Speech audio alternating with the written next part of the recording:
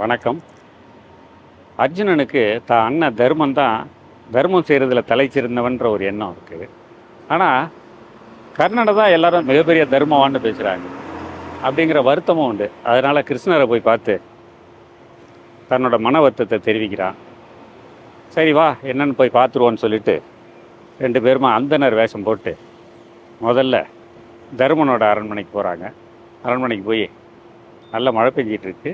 அரண்மனைக்கு போய் நாங்கள் சமையல் பண்ணணும், எங்களுக்கு கொஞ்சம் விறகு தானமாக கொடுங்கன்னு தர்மரை கேட்குறாங்க.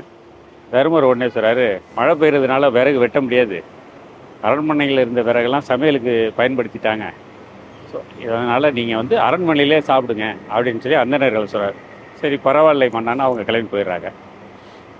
அடுத்து கர்ணனோட அரண்மனைக்கு 2 பேரும் அதே அந்தணர் வேஷத்தையே போவாங்க. நல்லா மழை பெஞ்சிக்கிட்டு தான் இருக்க அப்போது கர்ணனோட அரண்மனைக்கு போய் அங்கே சமையல் பண்ண ஆரம்பித்த விறகு இல்லை, நீங்கள் கொஞ்சம் விறகு கொடுத்து உதவணும்னு கேட்குறாங்க. அப்படியா அப்படின்னு வில்லி அம்பி எடுத்து உள்ளே போனார்.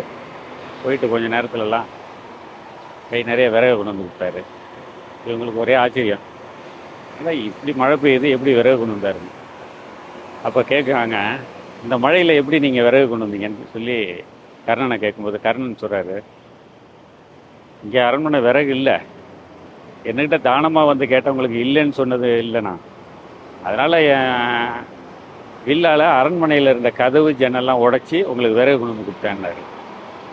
அதை வாங்கிட்டு நன்றி சொல்லிட்டு இவங்க வராங்க. வரும்போது அர்ஜுனன் சொல்கிறாரு, ஆமாம் இது அண்ணன் கூட செஞ்சுருக்கலாமே அப்படின்னு சொல்கிறாரு. அப்போ கர்ணன் சொல்கிறாரு, செய்ய நினைக்கிறதுக்கும் செய்யறதுக்கும் வித்தியாசம் இருக்குது, தானங்கிறது செஞ்சாதான், செய்ய நினைக்கிறது தானம் இல்லை அப்படின்னு சொல்கிறாரு.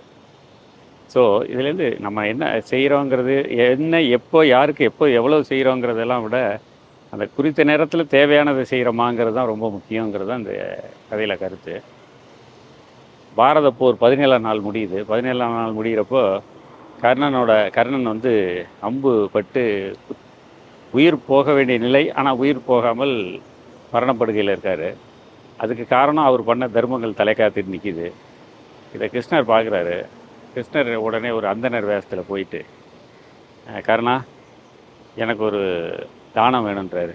இந்த நிலைமையில் எனக்கு தானம் கேட்டு இல்லாத ஏதாவது கேட்டுறாதீங்க, என்னால் கொடுக்க முடிஞ்சதை கேளுங்க, உன்னால் கொடுக்க முடிஞ்சது தான் அப்படின்னு சொல்லிட்டு நீ செய்த தான தர்மங்கள் செய்த பலாபலன்களை எனக்கு தானமாக கொடுக்கணும்னு கேட்குறாரு. அவர் சந்தோஷமாக தான் ரத்தத்தால் அவருக்கு இது பண்ணி கொடுக்குறாரு, தாரை பார்த்து கொடுக்குறாரு.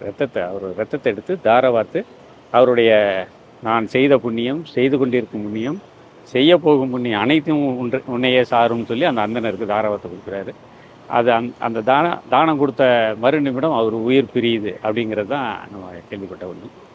ஸோ இதனால் எந்த நேரத்தில் எப்போ எது செஞ்சாலும் கர்ணன் மாதிரி இருக்கணுங்கிறது இந்த கதையோட சாராம்சம். நன்றி, வணக்கம்.